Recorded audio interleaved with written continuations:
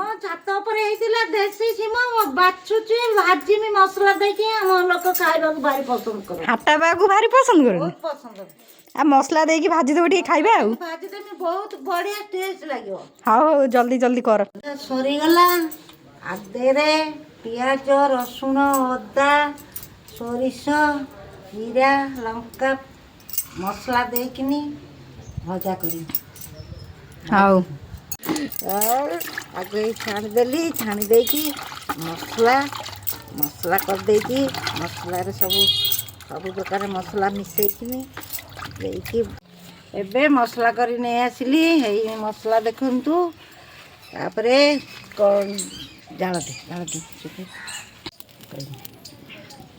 କଡ଼େଇ ବସେଇଲି। ତାପରେ ତେଲ ପକେଇନି। ଆମର ଡାଇବେଟିସ୍ ଆମର ରିଫାଇନ୍ ତେଲ ଖାଉନା ସୋରିଷ ତେଲ ଖାଉ। ତାପରେ ମସଲା ପକଉଛି। ମସଲା ପଇଲା।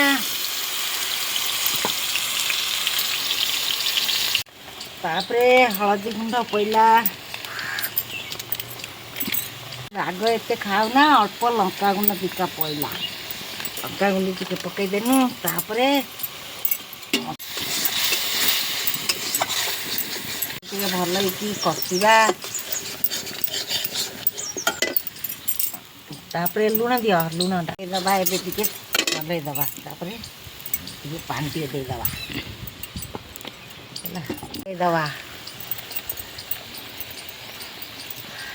ଦେବାଟା ଧନିଆ ଗୁଣ୍ଡ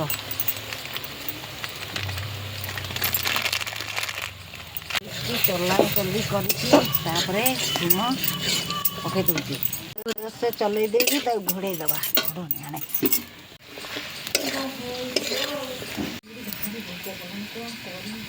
କରିଦେବା। ଟିକେ ସିଝିବା ପାଇଁ ସିମ ଟିକେ ପାଣି ଦିଆହେଇଛି। ଟିକେ ତାକୁ ମଝିରେ ମଝିରେ ଟିକେ ଚଲେଇ ଦେବା। ଭଜା ହେଇଗଲା। ଏବେ ଦେଖିବା ଟେଷ୍ଟ କରିବା ପଖାଳ ଭାତରେ କେମିତିଆ ଲାଗୁଛି।